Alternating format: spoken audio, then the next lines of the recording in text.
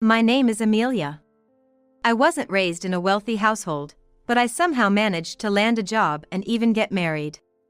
My husband's name is Edward, and he works at a luxury hotel. I really thought I was going to have a happily ever after. But I never imagined it would end up like this. It wouldn't be an exaggeration to say that my childhood home was below average in terms of wealth. I was brought up in such a home, but I don't hold even a speck of resentment towards my parents. They gave up all their luxuries for me, took me places to play, and taught me about the different cultures of those places. I wonder if they loved geography, but as a child, I often thought they were trying too hard for my sake. I didn't want to make my parents go through any more trouble for me. So, I decided that I would work as soon as I graduated from middle school. My mother would say to me, "You really should at least finish high school. It might be tough to find a job in the future," and my father would add, "That's right. We have enough saved to send you to high school." I was really happy about their feelings, but even more than that, I had a strong desire to make life easier for my parents as soon as possible. It's all right. The sooner I start working, the sooner I'll start earning more, I said, with little certainty. But just like my parents said, there was no guarantee that I would be able to find a job anywhere. At that time, I had a friend who was a foreign girl who had immigrated when we started middle school. Her name was Jessica, and like me, her family wasn't rich. Maybe that's why we got along so well and always played together. Since Jessica could speak some English, we managed to have conversations.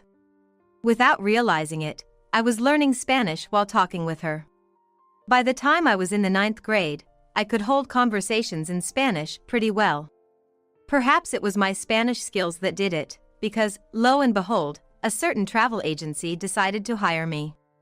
They saw value in my ability to speak Spanish. Jessica and I, having both left school after junior high, began working and gradually lost touch. But I was single-minded in my work, determined to earn money. As time flew by, I found myself at 26 years old. There was a lounge in a hotel that I frequently used for work. It was a high-end place, but cozy, and the snacks and coffee menu were reasonably priced. We would have our meetings there with the staff. At that time, the waiter working there was Edward. The hotel hosted many foreigners, so he seemed to speak Spanish as well. Sometimes I would be there with foreign guests too. Maybe it was because we both spoke Spanish, but something just clicked between us. Edward struck up a conversation, and before I knew it, we were in a whirlwind romance that led to marriage. For a girl from a poor family to get married. It's quite the deep feeling when you think about it. Regardless, I was expecting to start a new and exciting life. However, the reality turned out to be the exact opposite. When we were getting married, Edward had a request. "If it's okay with you, Amelia, I'd like to live within my family home." The reason was that Edward had lost his father a few years back, and he was worried about his mother living alone. His mother's energy levels were dipping, and it seemed like a good idea to have someone watch over her soon. Plus, at the time, I was a remote worker who could do my job from home. I guess that's why Edward thought it'd be convenient, since I was always home to keep an eye on his mother and manage the household chores. On the flip side, Edward often had long hours at work and wasn't home much. With his scarce days off, having me, a home-based worker, around must have seemed like a good arrangement to him. But I couldn't immediately agree to it.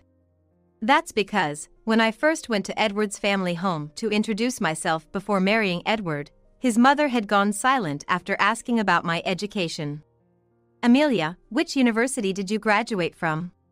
When I honestly replied, "Well, I didn't go to college. I only finished middle school." My mother-in-law just looked at me in silence for a while. It was clear from her expression that she looked down on me. "Oh, only middle school? Well, she said, eyeing me with disdain. Given this history, I figured living with her wouldn't go very smoothly. So, I mentioned it to Edward casually. "Edward, don't you think your mom doesn't exactly see me in the best light?" When I asked, he chuckled a bit and said, "Nah, that's not true. Mom trusts me, and I'm sure she's got no bad feelings toward my wife either. Hearing that made me think maybe I was overthinking things. Edward also promised that if anything came up, he'd speak to his mother on my behalf. With that assurance, I agreed to move in with his family. But once I actually started living there, things were far from perfect. It was like a slap of reality. Whenever Edward and I visited his family's house, his mother would speak to him with such warmth. "Edward, thank you. I'm so grateful you're living with me." And Edward would respond, "Of course, I knew it would help you out." From my perspective, they seemed like such a close mother and son. But towards me, my mother-in-law's attitude was completely different, cold even. "Well, Amelia, just make sure you don't hold Edward back," she'd say emotionlessly, as if she was instructing a servant. It was clear she still looked down on me. I can't help but think that. But at that moment, Edward stood up for me. "Don't worry, Amelia is doing a great job working, too." But when I mentioned this, my mother-in-law momentarily turned stern, a detail I did not miss. I figured I should just speak to Edward if things ever got troublesome and decided to handle it my way. Thinking things would work out since we were living together. We were family, after all, and I didn't want any weird vibes between us. That's the spirit with which we started our cohabitation. But reality, as it often does, didn't quite bend in a favorable direction. Once, as I was working on my computer as usual, my mother-in-law barged into my room and said rather angrily, "Hey Amelia, when are you gonna clean my room? It needs to be done by 10 a.m. every day." I was taken aback since I had never heard of such a rule.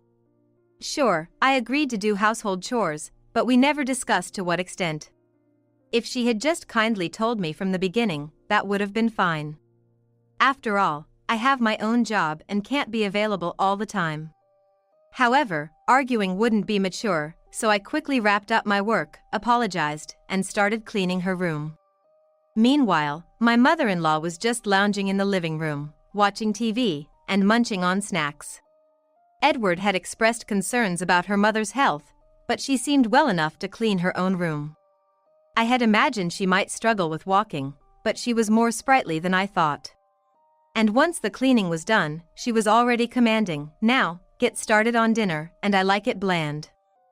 I won't stand for anything too strong." She even told me to go shopping for ingredients right away. I thought it was too early to start prepping, but then figured I'd get it done and go back to my work. But when I returned from shopping, my mother-in-law was, unsurprisingly, still slacking off. It's hard not to get annoyed, but I chose to hold back and just get things done. Probably being tested by her. I believed she'd understand in time. But that hope lingered for months on end. There were days when the complaint was that I was 5 minutes late in getting the laundry in, or that the bathtub wasn't cleaned properly, nitpicking to an almost obsessive degree. Before I knew it, I ended up doing all the chores around the house. And yet, my mother-in-law just lazed around at her leisure. Honestly, if she has the energy to nitpick, she could very well do some chores herself. I started to worry that if this kept up, it'd start affecting my job, too. That was the last thing I needed, so I decided to wait until the evening to talk to Edward about it. Once my mother-in-law had gone to bed, I told him everything. "Hey, I think your mom just doesn't like me. I'm getting so tired of being constantly criticized." But Edward just chuckled and said, "Come on, that can't be true. Mom's a kind person. There won't be any issues as long as Amelia doesn't do anything strange. Please, try to get along with her." He just wouldn't believe me. Maybe it's because she's always doting on him and never complains to me. In fact, when Edward's around, my mother-in-law'd say, "Amelia, why don't you take a break and have some tea?" But even knowing that, there's a limit to my patience with this kind of life. I'm chased by household chores all day and end up having to work on my job at night. To be honest, my trust in Edward is starting to fade. If nothing changes, I might just collapse from all this stress. And then, in the midst of all this, my mother-in-law dropped a bombshell. "Amelia, I'll be away for about a week, in about 3 months from now, so make sure you keep the house in order, okay?" She sprang this on me out of nowhere, and when I asked, "What's going on?" she said, "Edward suggested we go on an overseas vacation." That's my boy, always knowing how much I love traveling abroad. I'm looking forward to it. I was stunned. Because Edward hadn't mentioned a word of this to me. And to top it off, it sounded like I was being left out, expected to stay behind and house sit. I needed to talk to Edward about this right away, so I brought it up that night. But his response was, "Oh, Mom already told you? But you're coming too, right?" It turned out we had our wires crossed. It seems my mother-in-law had lied to me. Even if Edward wants me to go, there's no way I can enjoy a trip with her. In frustration, I told him, "I don't want to go. I can't possibly have a good time with your mother." And then Edward completely lost it and lashed out, "Amelia, what the heck are you saying? How long are you gonna keep up this childish nonsense? I won't allow you to speak ill of Mom like that. You better reflect on this. It's a vacation abroad for crying out loud, and I want to enjoy it too," he retorted. I was just shocked. I can't believe he won't trust me this far. With things like this, staying in this house has become nothing but agony for me. So, to prove to Edward that what I'm saying is true, I decided to take action the next day. Edward was off work, so the three of us were having breakfast together. That's when I challenged my mother-in-law. "You're trying to exclude me from the trip abroad, aren't you?" My mother-in-law replied with a defiant tone, "Oh, did I say that? Amelia, if you want to come, you should just come along, right?" But Edward interjected. "Hey, Amelia! Don't you get it yet? Apologize to Mom. Why are you being so defiant? You're not a child anymore." Even so, what I said was the truth. I have a stronger desire to clear everything up. I really want Edward to understand. But before I could argue back, my mother-in-law gave me the worst insult. "Well, maybe Amelia should just stay home, right? It's too early for someone like you to travel abroad. You won't appreciate the experience with your lack of education. And besides, lazing around at home every day without working. Do you even deserve to go abroad? You know it, don't you?" I was floored. To think she still believed I was unemployed. I had explained about my job even during our greetings. "I've told you what my job is, haven't I?" When I confronted her, she looked down on me. "What job? Remote work? Don't joke with me. You're just playing on the computer at home. It's been getting on my nerves every day. There's no way you're making money with that. You're just stealing Edward's earnings." She blurted that out. That really made me mad. But before I could retort, she went even further. "I have Edward, and that's enough for me. Edward can speak Spanish and works at a renowned hotel. There's no need to waste his earnings on a woman like you. Uneducated and unemployed. A bottom feeder like you should just leave as soon as possible." She just went on and on. After all her tirades, Edward must have understood what I was saying. As I looked at Edward, he made an unexpected remark. "Well, I can understand how Mom feels. Maybe Amelia needs to cool off a bit," he said nonchalantly as if he was fed up with me. At that moment, I made up my mind. I can't follow this parent and child anymore. My mother-in-law told me to get out, but I still wanted to confirm. "Am I really supposed to leave?" Laughing, she said, "Of course. Leave as soon as you can. We don't need bottom feeders like you around." So I said, "Understood," and started preparing to move out. I just nodded to the two of them and left the house. As I was leaving, my mother-in-law called after me with a sneer, "Enjoy your poor life as it suits a bottom feeder like you. But they don't realize that retribution will come upon them." About 3 months after I left the house, around the time when they were scheduled to go on their trip abroad, my mother-in-law called me. "Amelia, I finally got through to you." "What in the world is going on?" She sounded quite frantic. "But first," I said, "I'm surprised you managed to call this number." She replied, "Of course, I tried several times and couldn't get through." I even called your parents' house to get your new number. I did tell my parents that either Edward or my mother-in-law might call. If they do, they should call back at this number. What's wrong? I asked her. In a panicked tone, she said, "What's wrong?" "We're getting all sorts of collection letters." "Help me out, I didn't know about any of this." "Well, that's expected. You haven't been paying the utilities, have you?" I simply answered what was expected, but my mother-in-law seemed to be in a world of her own. "I had absolutely thought Edward was covering our living expenses, to find out you were paying for everything. Why didn't you tell me? I had no idea you were making that much money." It's kind of too late to be bringing this up now, but maybe Edward finally told her the truth. That's right. I had already started my own business, using the expertise I gained from the travel agency I used to work for.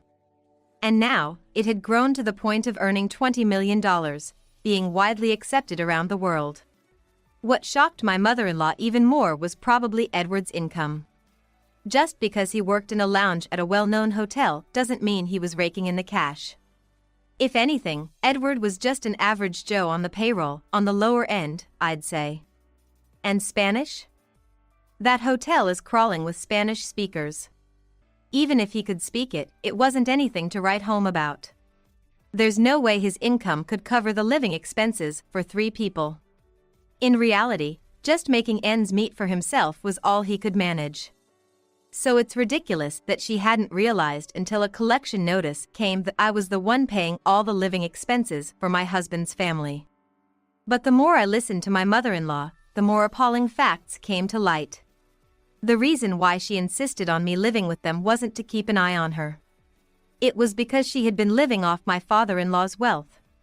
But, blinded by a temporary influx of cash, she had spent lavishly until there was nothing left. That's when she turned to Edward, who she presumed was earning well. But Edward knew his income was low. And he was somewhat aware of my earnings, which is why he turned to me for help. Hearing this just reconfirmed what a hopeless pair they were. But their irresponsibility doesn't end there. "By the way, are you managing to make the card payments?" I asked that.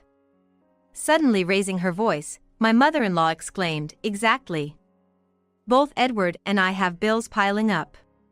Since I moved in with them, I've started to receive more and more credit card statements addressed to both of them. The amounts due each month kept climbing, and before I knew it, they amounted to quite a sum. The level of their luxury spending was beyond me.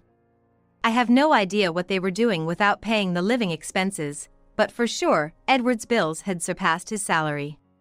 And my mother-in-law hadn't kicked her old habits of lavish spending. It seemed they both had gotten themselves into debt, now totaling over $40,000. And what's more shocking is they thought Edward would somehow manage it, if it was just a bit of debt, as my mother-in-law put it, and Edward thought Amelia would take care of it if things got tough. The level of dependency in grown adults was appalling. Beyond exasperation, I was starting to feel the danger. So, when my mother-in-law brazenly said, "So, Amelia, you can sort this out for us, right?" I was astonished she could be so audacious. I made it clear to her.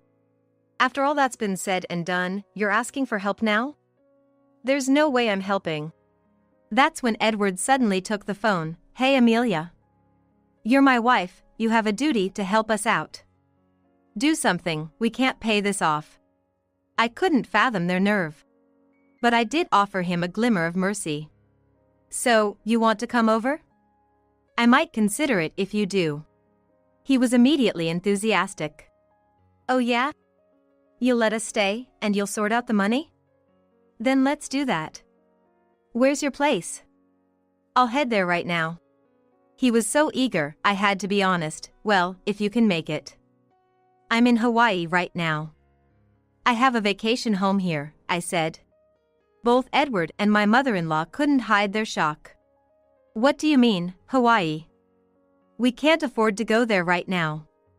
Edward panicked. I calmly replied, "Huh? Weren't you gonna travel abroad? Just swing by Hawaii. Your mother would love it.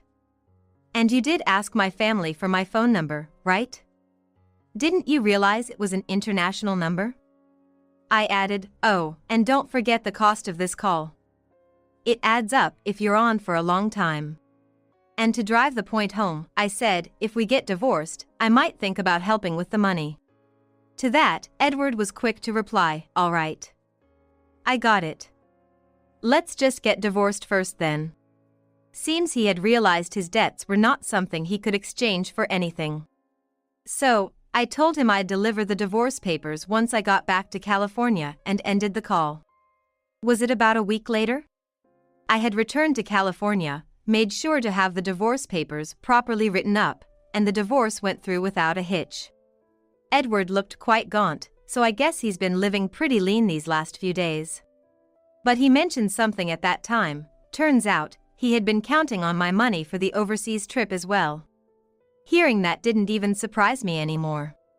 They probably thought I would pay off their debts. But of course, I had no intention whatsoever of doing that.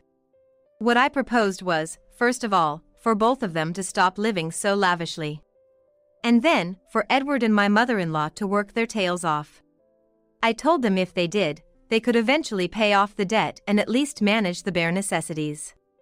When Edward heard this, he lashed out, hey, that's not what you promised. You were supposed to think about the debt. But I was like, that's why I did you a favor, by thinking of a way for you guys to handle your debt repayment. So, good luck. Once you can afford to travel abroad again, I'll invite you to my Hawaii villa, I said with a touch of sarcasm, and left their place. Afterward, they both seemed to be working themselves to the bone from dawn till dusk, barely scraping by.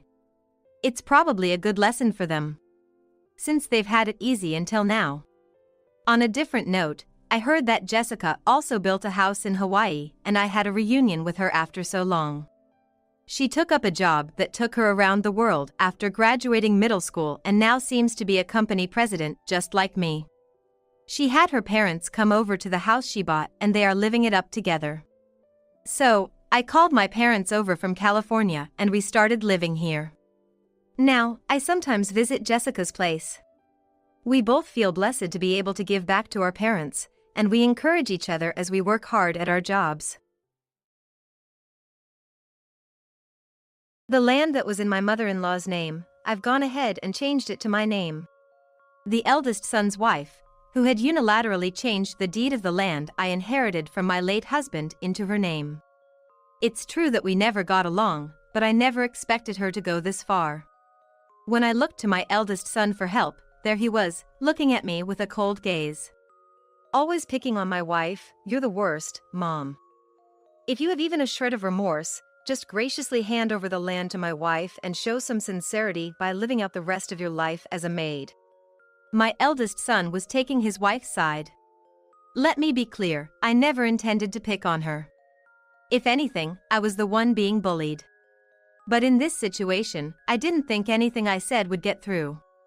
I became so fed up with trying to persuade them, I decided to leave, just as the eldest son's wife suggested. So I should be the one to leave, right? I asked to be sure, only to be mocked for not crying and for putting on a brave face. But I wonder who's really putting on a brave face. After I leave, what will become of these two? They probably haven't realized yet. My husband and I were both in our late 50s. We have 2 sons who are both married with their own families, living away from home.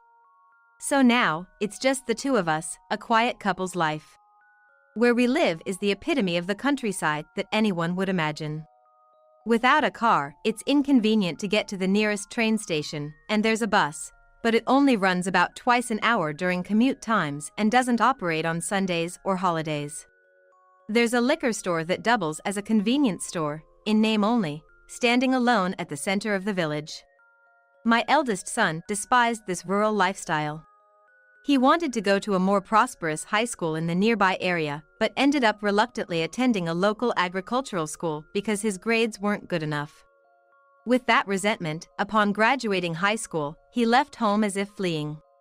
My eldest son married a woman he met while living in the city he always dreamed of, and he has continued to live there, rarely visiting his childhood home. The eldest son and his wife have returned home a few times for marriage greetings, but other than that, they don't come by at all, nor do they get in touch. Still, they are family, and sometimes there are urgent matters that can't be ignored. In our family, it has been the daughters-in-law who have traditionally handled matters concerning the house.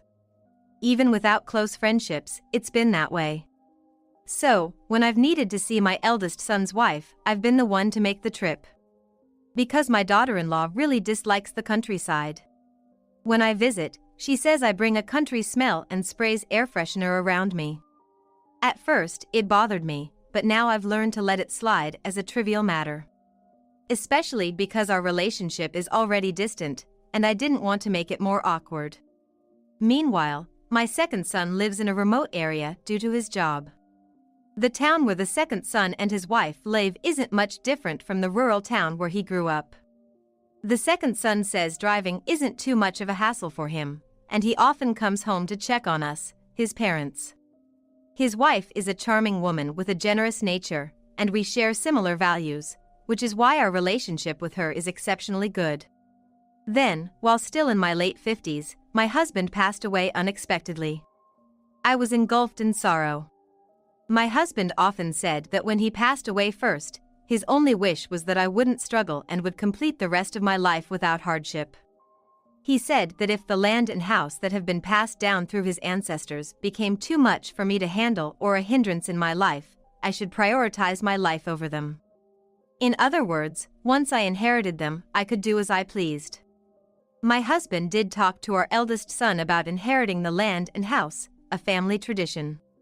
But my city-loving eldest son, and especially his wife, vehemently refused, saying, unless it's prime real estate in a major city like New York, inheriting worthless rural land is pointless. So, the eldest son followed her wish and desired something else. The second son also preferred something other than the land and house, so he inherited other assets. I learned later that the second son thought it best for me to inherit the place filled with our memories. The second son and his wife considered moving back and living with me, but they decided against it because it would be too much of a burden on his commute. Still, they've told me warmly not to overdo it on my own, and that if it ever became unavoidable, they would be open to living together at home. I have no intention of sacrificing my sons' lives to be tied down to the land and house. When the time comes, I'll make a clean decision. Thus, I took the land and house, and the sons split the remaining assets evenly. After a while, development began nearby, and the value of the land started to rise.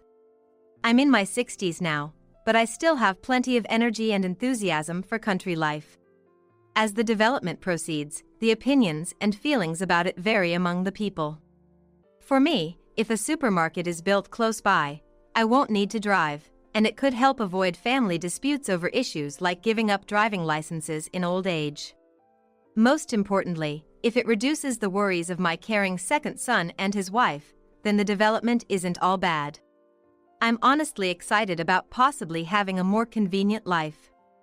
However, I never imagined that my peace would be disrupted by the unexpected actions of my eldest son's wife. As the development progressed and rumors spread about an increase in bus services to the nearest station and the construction of high-rise apartments nearby, my estranged eldest son reached out. He said something along the lines of, "My attempt to make it big in the city has failed, and I've ended up quitting my job. Trying to earn a living in the city was a fleeting dream." I urged him to get to the point. Then he expressed a desire to return and live at home. When I asked him, "So, you want to live together?" he seemed to affirm, but with hesitant phrasing.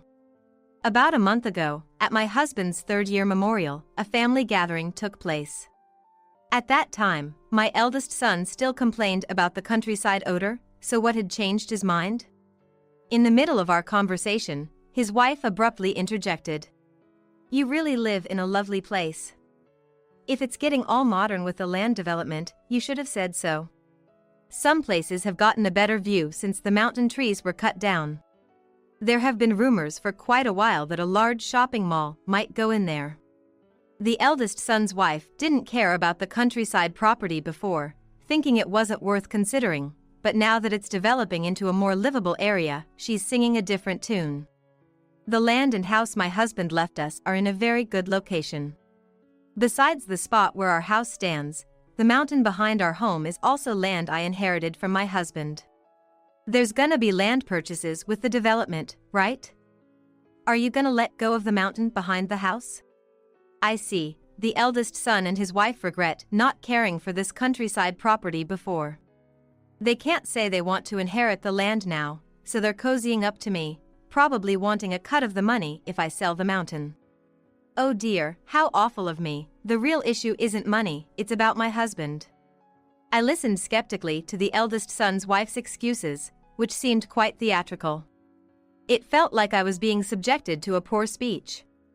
To put it simply, it seems true that the eldest son has lost his job and is now unemployed.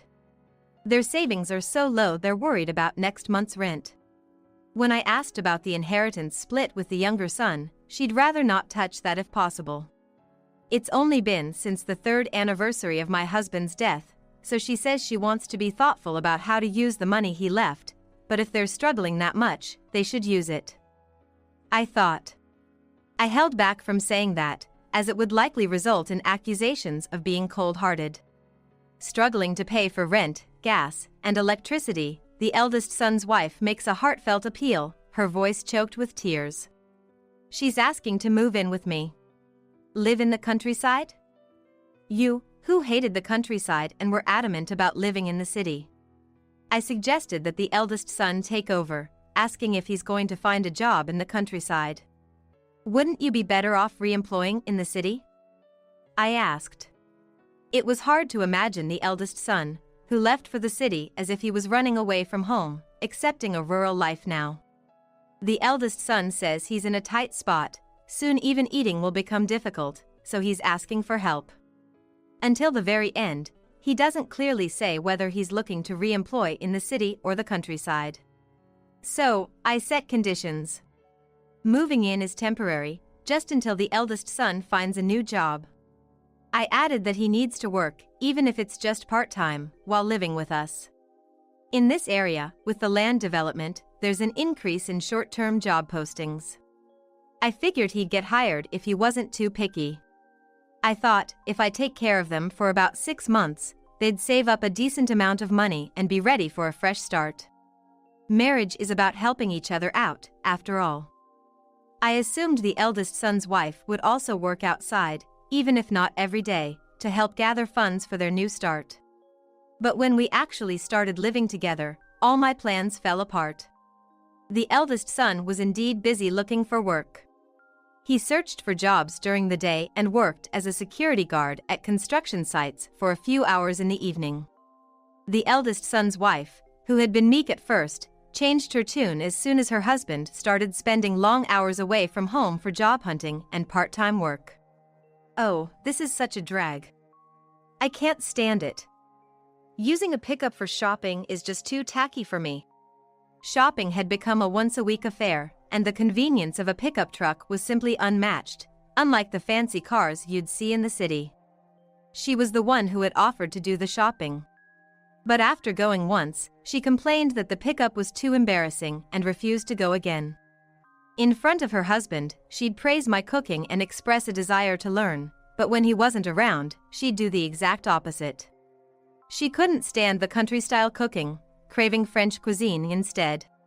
She'd complain about mom's home cooking being annoying and then skip her turn to cook. One day, my eldest son's wife said she was gonna cook dinner tonight, so trusting her word, I headed off to tend to the backwoods. Without regular checkups and asking folks to cut down trees, the woods can get wild in no time.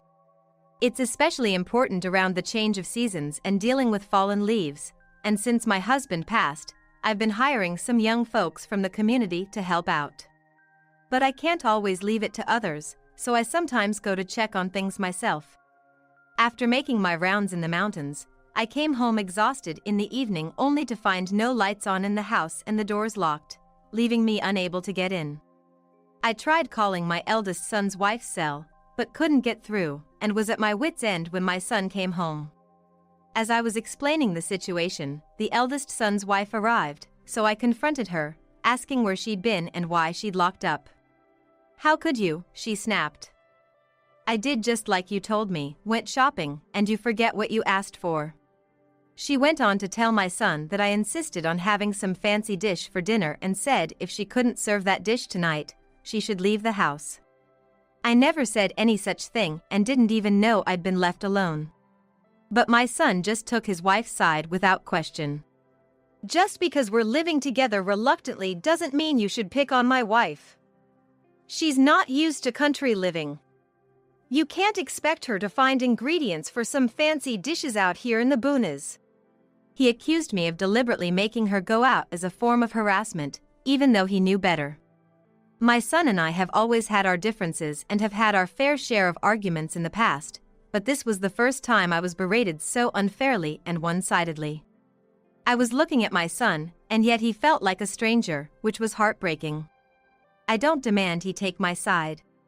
But in the world, husbands tend to have a happier marriage when they side with their wives, and my late husband always stood by me. However, he always made sure to listen to both sides, so we had a good relationship with his mother while she was alive. But my son just yells at me, taking his wife's word over mine. Suddenly he turned surly and said, "Well, that fancy dish you're so keen on? Go ahead and make it yourself and eat all you want. I'm taking my wife out to eat."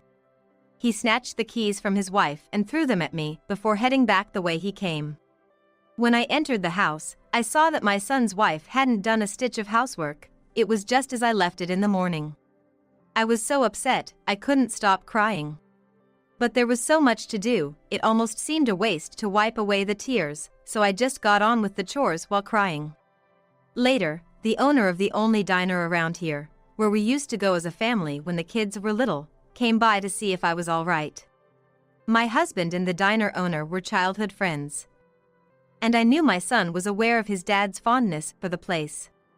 It turns out my son and his wife had been bad-mouthing me there. The owner said my son's wife was the one filling his head with all this stuff about me. I didn't go into details, just thanked the owner for letting me know. He said to call if I ever needed anything and didn't pry further. Though he looked sad, saying, "Guess people change when they move to the city, huh?" After all this, I decided not to expect anything from my son's wife anymore. If my efforts to get along don't get through, then it's just a waste of time. Better to spend that time and energy getting the chores done myself. I'd be no different from my son's wife if I thought about getting back at her for what she did. As usual, no matter what my son's wife did, I prepared meals for 3 and did the laundry for 3. Whether she thought it was her due or was pleased to have manipulated things in her favor, she continued to act like a guest in the house. Then one day, she came out with something that floored me. "This property and house that's in your name, I'm in the process of transferring it to my name." She claimed that she already had all the paperwork ready, flashing the documents at me. But since she didn't show them clearly, it only increased my suspicion about her story. Given my familiarity with such papers from when my husband transferred the property to me, they looked like obvious fakes.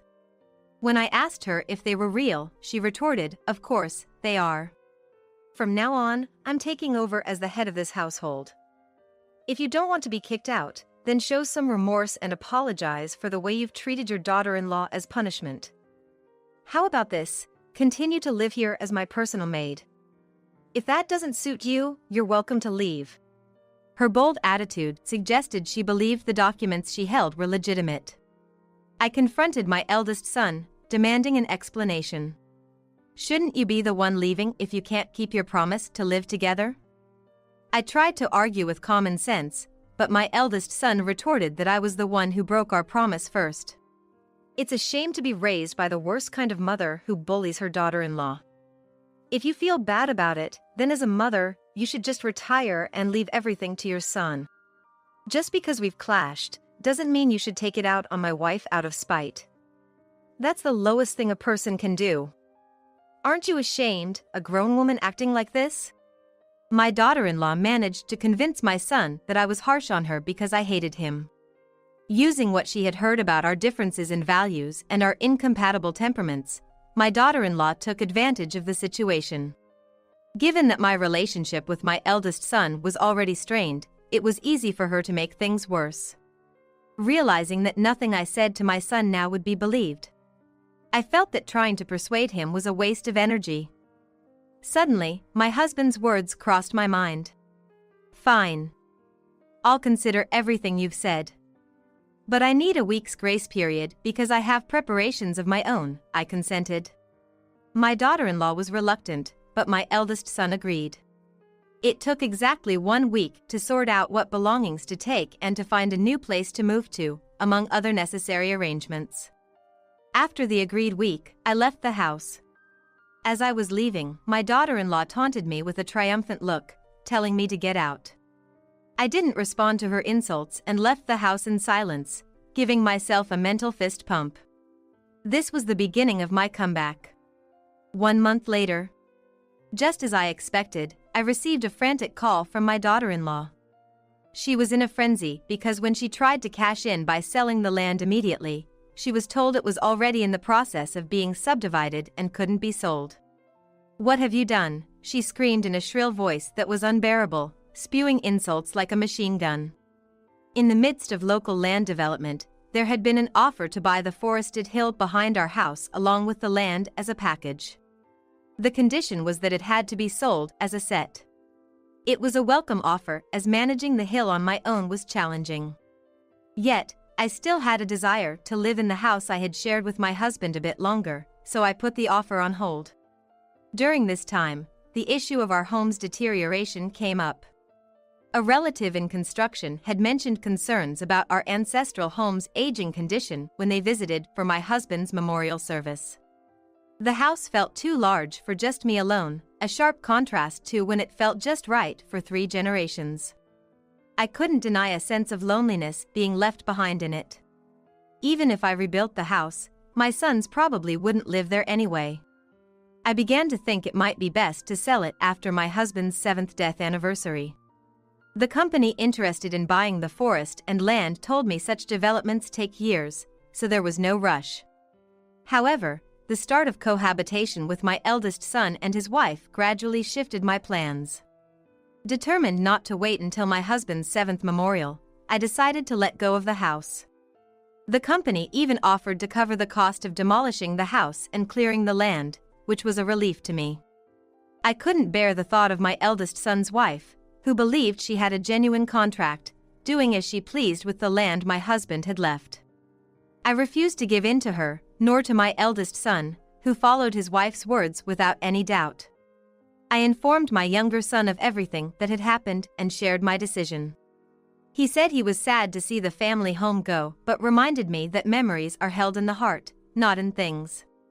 Moreover, my younger son and his wife had offered me to live with them.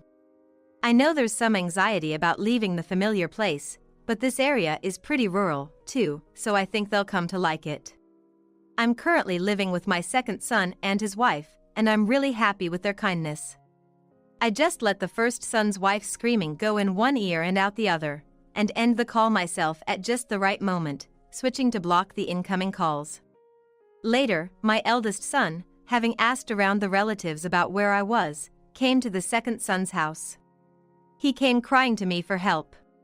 Thinking it was too late, I was about to send him back, but then he started telling me how it was all his wife's doing after she kicked me out. It all started when a friend of the first son's wife introduced her to a paralegal.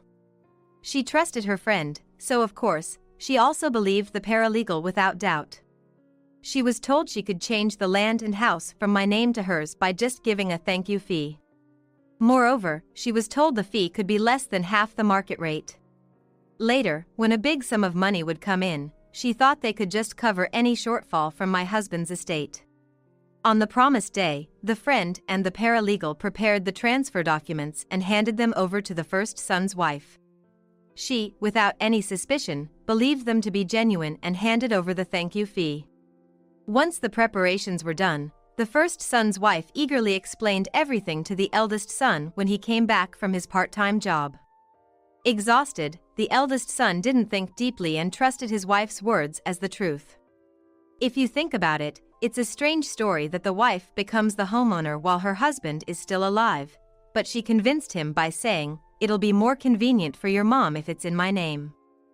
As a fellow housewife, we can have a heart-to-heart and work things out." He foolishly agreed after being told such a plausible story. While the eldest son was out looking for a job and doing part-time work, the first son's wife methodically planned to kick me out, and by brainwashing the eldest son behind my back, she successfully managed to get me out. However, when she triumphantly went to sell the house and land, she was told it was impossible because the land was still being divided and got desperate. She tried to contact the friend and the paralegal, but couldn't reach them.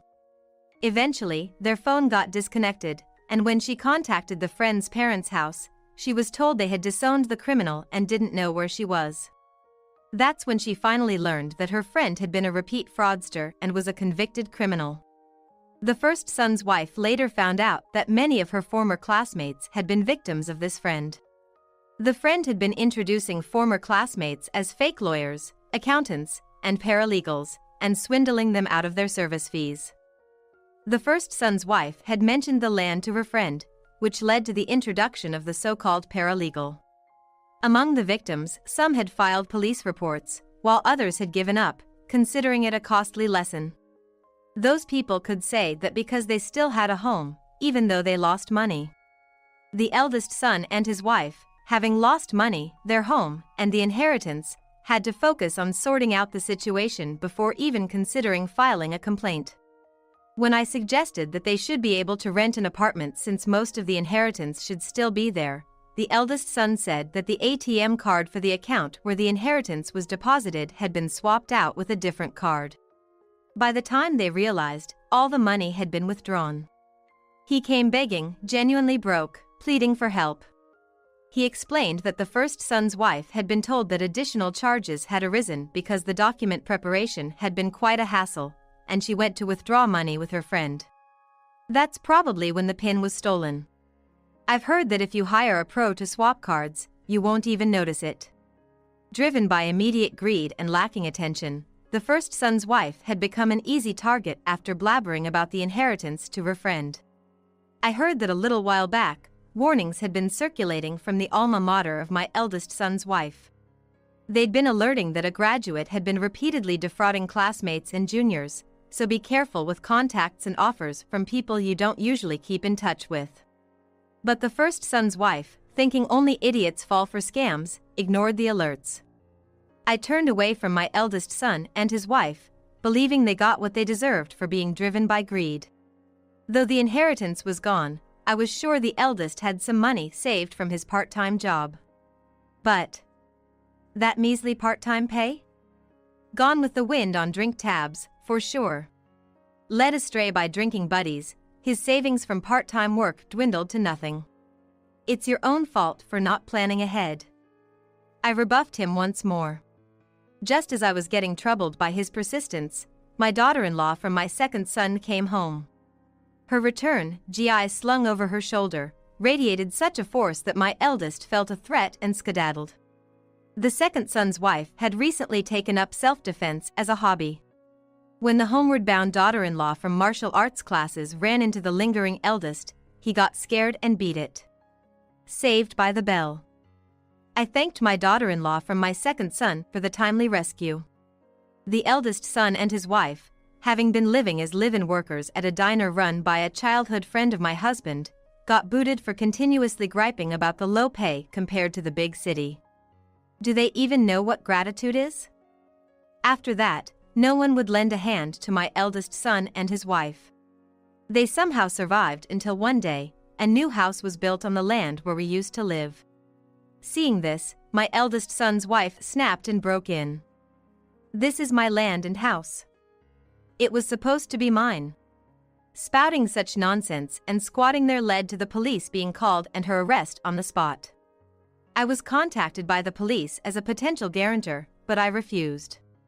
Then she started her silence, saying she wouldn't talk unless her mother came. The police asked me to help persuade her, but I refused as well. "Your son is asking for help," they relayed, but I felt no obligation to assist, suggesting they might as well lock him up. When the eldest son's wife was arrested, she claimed she had been tricked by a fraud. Apparently, there were a number of similar complaints filed, which made her story seem credible, but that doesn't mean her crimes were erased. she got squeezed for all she was worth, and I heard that the friend and the fake paralegal who committed the fraud are still at large. Even if they are caught, my son was told that the stolen money won't be returned. It seems that he has finally seen the light after the inheritance was not only used without permission but also stolen. The couple divorced, each starting a new path, but my eldest son seems to struggle finding stable work. His ex-wife, having had enough of the countryside, vanished one day after working at a seedy bar back in the city, leaving behind significant debts. I've officially moved in with my second son and his wife. The living arrangement started as a trial due to the ordeal with the eldest son's family. I didn't want to burden my daughter-in-law. But living together turned out great. We say what we want without tension and click well since she's not overbearing. Most importantly, we share the same taste and exchange recipes, making every day enjoyable. The considerate environment we've built doesn't strain us with needless courtesies. Neighbors even mistake my daughter-in-law and me for mother and daughter. That's how well we get along. As my husband would have wished, I'm savoring life with my second son and his family. Looking forward to sharing these stories. I prayed at my husband's grave. Looks like a limited edition accessory. Why does my younger sister-in-law have something like this? More importantly, respect your own sister over some other woman, you stupid brother. On the day of the wedding, during the spare time before the ceremony, I tried to calm my nerves by watching my cat through a pet camera. However, what the pet camera showed was not my beloved cat, but my dolled-up sister-in-law who was attending our wedding. Unaware of the pet camera in the room, she was freely rummaging through my personal belongings.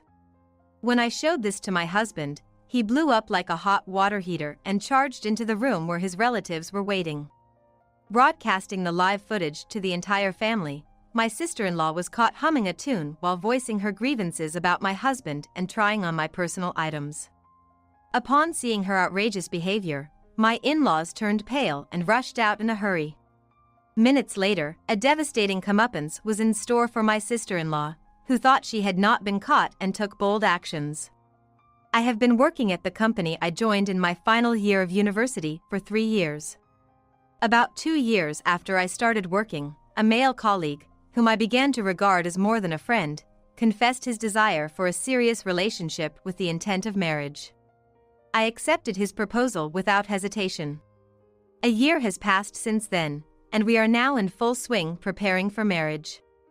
Our new home is located not far from my in-laws' place, and with the pretext of a wedding gift, both our parents contributed little by little, and we bought a pre-owned single-family home. The remaining amount of the purchase price was covered by a mortgage, but since both my husband and in-laws agreed I should keep working post-marriage, we were optimistic that working together would allow us to pay it off sooner. There was a reason for choosing a single-family home. I have an extraordinary love for cats, and I lived surrounded by several cats at my parents' home. When I decided to attend a university in another state and had to live alone, of course, I never considered parting from my cats. My parents strongly opposed me taking a cat with me to live alone, but I persuaded them by saying I would work part-time and take responsibility for it.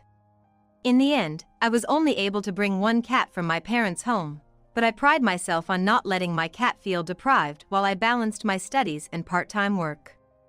After graduation, I continued to live in the same pet-friendly apartment, but post-marriage, it was undeniable that the apartment was too small. I was very sad at the thought of possibly having to return my cat to my parents' house.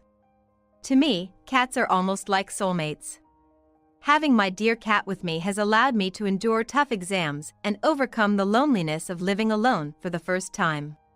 My husband was aware of my passion for cats even before we started dating, so he was okay with keeping a cat. However, it was challenging to find a pet-friendly apartment or condo. Finding a small space suitable for a single person wasn't too hard, but considering 2 adults and the possibility of children in the future, along with rent considerations, the search was proving difficult. One day, when we went to my in-laws' house for wedding introductions, I hit it off with my mother-in-law over our love of cats. My mother-in-law, though an in-law herself, was a local like my in-laws, so I thought she might have information on pet-friendly rentals and consulted with her. She was thrilled at the prospect of living with a cat and suggested, with much excitement, "Why don't you just buy a single-family home?" As it turns out, my mother-in-law loves cats and lived with them before marrying, but had to give up cohabiting with them after discovering my father-in-law's cat allergy. With this background and perhaps feeling a bit guilty, my father-in-law didn't argue against the idea and decided to help fund our home purchase. It didn't seem fair to rely only on my in-laws, so when I explained the situation to my parents, they offered to help for the sake of the cat. My father kept insisting it was strictly for the cat's benefit, but my mother told me, "He's just shy. Don't worry about it, it's a wedding gift," and shared a knowing smile. My dad has always been shy about expressing his true feelings, and it's not like he needed to be shy at a time like this, so my mother and I couldn't help but laugh together. Thus, with the help of our parents, we were able to settle on our new home much sooner than expected, and we decided to move before the wedding. My mother-in-law, who adores cats, is still in her youthful 50s. She works part-time on some days, takes up hobbies, and like clockwork, rejuvenates herself monthly at a cat cafe. Seeing how she's that kind of person, I thought our cat would warm up to her in no time. So I quickly invited her over to our new place, and to my surprise, our cat took to her more than I imagined, and she seemed to have a blast. Ever since then, she's been visiting frequently, not just to play with the cat but also to share long-lasting recipes and secretly spill the beans on my husband's favorite dishes. She really goes out of her way, and it has made my relationship with her very good. My husband and I are already living together in our new home, so it feels like married life has already started, even though the wedding is still ahead. We work at the same company, but once our marriage was decided, my husband got transferred to another department. It seems he had already requested a transfer, so he's pretty pumped about moving to the department he wanted. Our work start times are the same, but we come home at different hours. Whoever gets home first starts preparing dinner, and I think we're doing quite well at splitting the household chores down the middle. During the commute, my husband often reads the newspaper because of his job, while I've made it a routine to check on our cat through the pet camera I installed at home. Even in the crowded train, getting soothed by my cat cuts my stress in half. It's just one good thing after another. The conversation might jump around a bit, but when I went to my husband's family home to formally introduce myself, the in-laws weren't the only ones I met for the first time. I had heard about his unmarried sister since we started dating. My sister-in-law is quite the free spirit, with a passion for international travel. Instead of holding down a regular job, she does various part-time gigs to save up for her trips. Seems like she's living the dream. I always thought it was great to have passions, and folks with their own interests tend to respect each other's and get along just fine. So her not having a 9-to-5 or being spontaneous wasn't a big deal to me. Truth be told, my own decision to work full-time was largely to keep up a lifestyle surrounded by cats. And the appeal of having paid leave in case something happened to them was not lost on me. You don't usually get that with part-time jobs. I'm pretty keen on traveling myself. Back when I lived at home, I went on a few international family trips.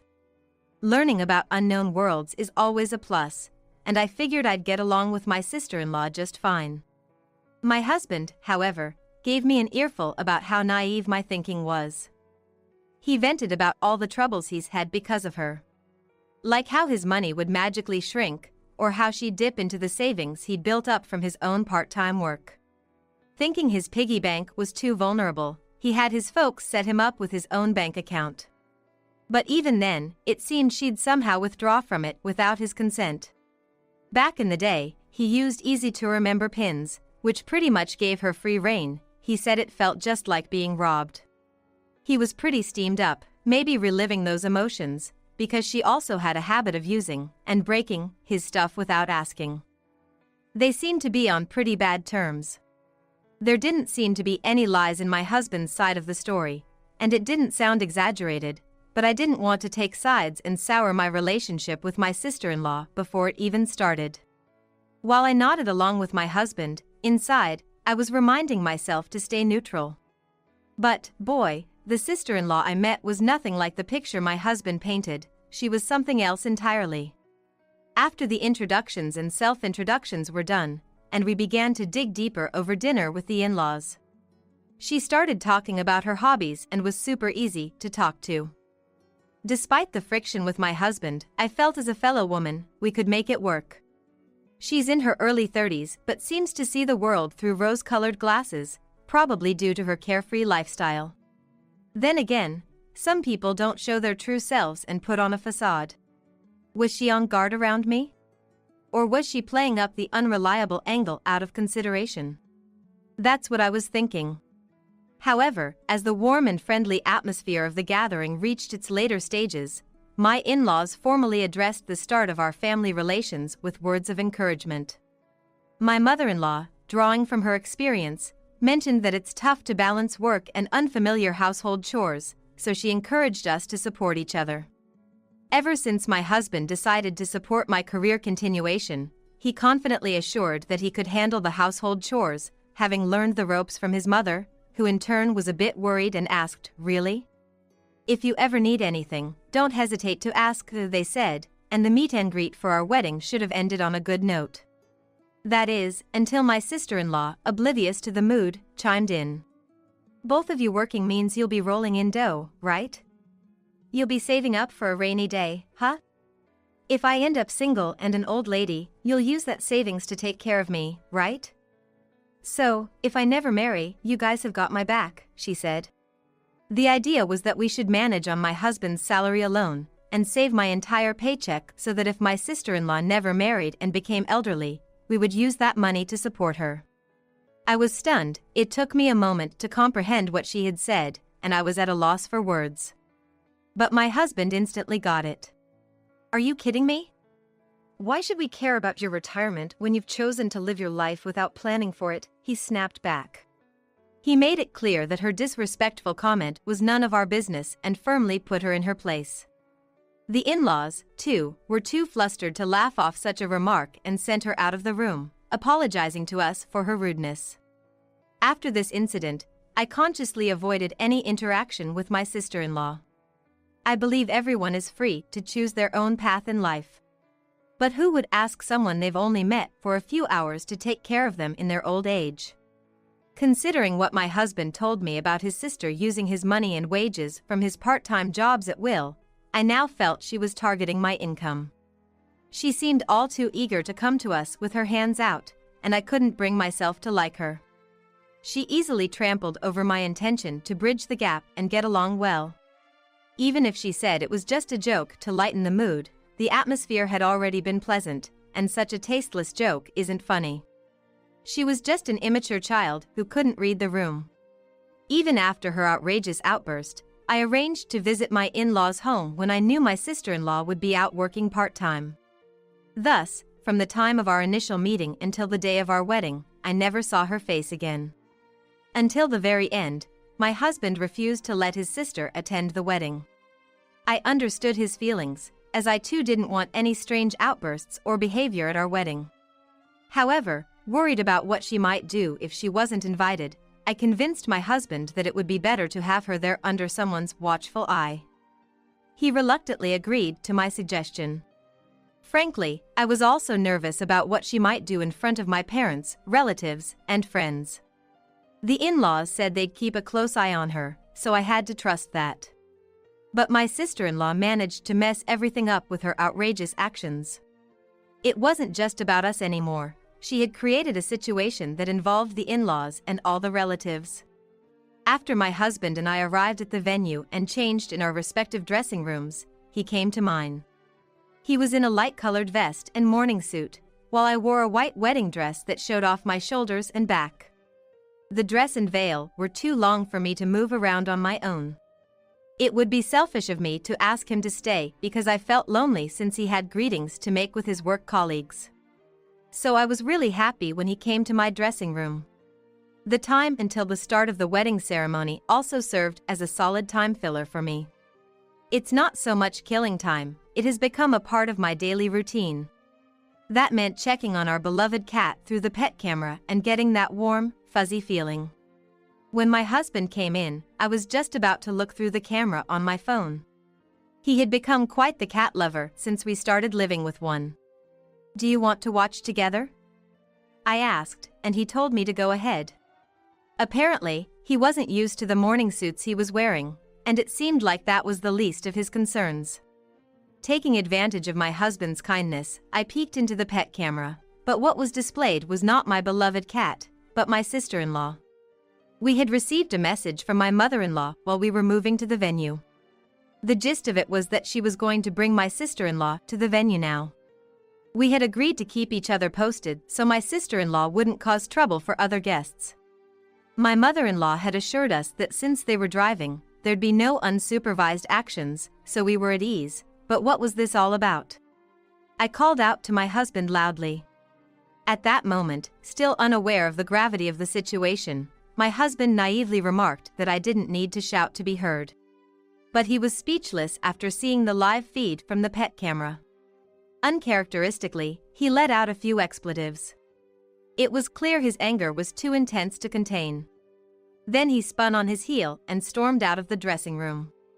I followed him in a hurry. Considering I was likely to trip in my heels, I kicked them off. Even if it looked undignified, I took off the meticulously set veil and boldly lifted the hem of my dress to run. My husband headed straight into the family's waiting room. To give the out-of-town family a comfortable place to rest, instead of the usual waiting room, a room spacious enough for a small banquet had been prepared. Thanks to its size, the room came with a large installed screen. When I caught up to my husband, the entire family was taken aback, not understanding his actions. He was saying something to his parents, but his anger was so intense that the subject of his sentences was missing. Noticing I had caught up, he asked to borrow my smartphone. With my phone, he projected the live feed from the pet camera onto the big screen and turned up the volume so everyone in the corner could hear. The screen showed my sister-in-law humming a tune while rummaging around the room. At first, my husband's relatives thought it was some kind of skit, watching her behavior with dismay. There were even some murmurs of exasperation about how she had always been one to do outrageous things.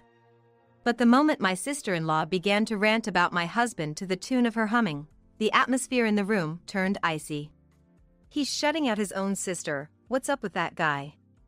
Having tea with my sister-in-law isn't such a big deal, right?" Of course, the tabs on my gainfully employed sister-in-law. She also said, "Remember when my brother gave his wife that fancy engagement ring?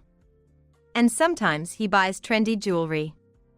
I bet that was all for me. Muttering to herself that I shouldn't need the accessories I used to wear when I was single, my sister-in-law meticulously rummaged through my dresser. She even said she'd cash in anything that didn't suit her or looked valuable. I had given my mother-in-law a spare key so she could play with the cat anytime. Knowing this, my sister-in-law, who had been banned from our house, took advantage of my mother-in-law's absence during the wedding to sneak in and look for valuables. Upon understanding the situation, my in-laws immediately stood up, their faces pale, and apologized to me. When we got to the venue, my sister-in-law excused herself to use the restroom. Regardless of whether my sister-in-law needed to be watched all the way to the restroom, anyone would think that if you bring someone to a venue, they would behave. My husband and I, along with my in-laws, never thought my sister-in-law would do something so drastic as to head to the venue. We assumed we'd be notified when she arrived. Who would have thought that on the very day of her own brother's wedding, she would sneak into our house to commit theft? My in-laws did apologize again, emphasizing that stopping my sister-in-law's actions was the priority, and with that, my father-in-law sprinted out of the waiting room. My mother-in-law followed him. The relatives on my husband's side seemed unable to grasp the situation. Maybe they were struggling to organize their feelings, terrified that a criminal might emerge from the family. Oblivious to the relatives' awareness, my sister-in-law, upon finding branded accessories in my dresser, tried them on, checking herself in the mirror with a satisfied smile and even checking their resale value on her phone. The relatives left in the waiting room began to grumble complaints about my sister-in-law's behavior and their growing distrust towards the in-laws who had raised her. They questioned the upbringing, suggesting that being a freeloader and single past 30 led to this behavior. Regarding this, I think it's questionable whether my husband should apologize. From the beginning, he doesn't care about the opinions of relatives, and it seems he is thinking about how to make his sister atone for her foolish actions. I could tell he was desperately trying to control his anger as he clenched his fist over and over. I felt anger and disbelief, but I was convinced that my sister-in-law and I were fundamentally different people. Talking to a person like that is just a waste of time. Even if they suffer a setback, they'll just sleep it off and completely forget about it by the next day. They don't learn from their mistakes nor have any intention of growing. They're nothing but the dregs of society, only capable of thinking about how to get through life the easy way. I swore that even if my husband or in-laws groveled and begged me for forgiveness, I would never let her in. But I doubt my husband would want that anyway. About 10 minutes after the in-laws had stormed out, the live video took a dramatic turn. As my sister-in-law was engrossed in her search, my father-in-law lunged into the room. Before she could turn around at the sound of the door swinging open, she was suddenly grabbed from behind, completely taken aback.